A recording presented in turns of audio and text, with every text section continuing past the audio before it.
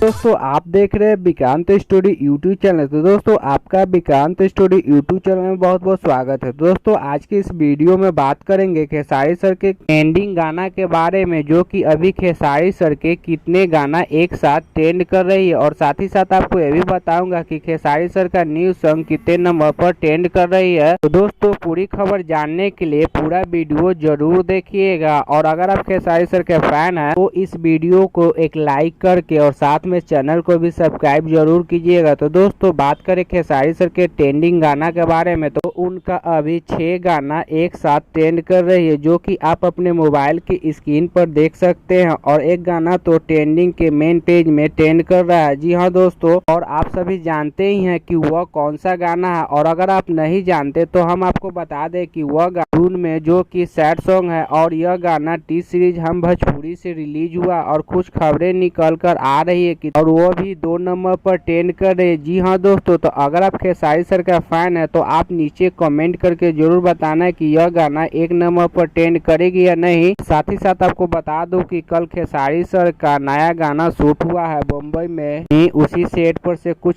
Photo निकल कर आया है, जो कि आप अपने मोबाइल की स्क्रीन पर देख सकते हैं। तो दोस्तों वीडियो को यहीं पर खत्म करते हैं। तो दोस्तों अगर आप अभी तक चैनल को सब्सक्राइब नहीं किए हैं तो चैनल को सब्सक्राइब जरूर कीजिएगा। तो दोस्तों मिलते हैं नेक्स्ट वीडियो।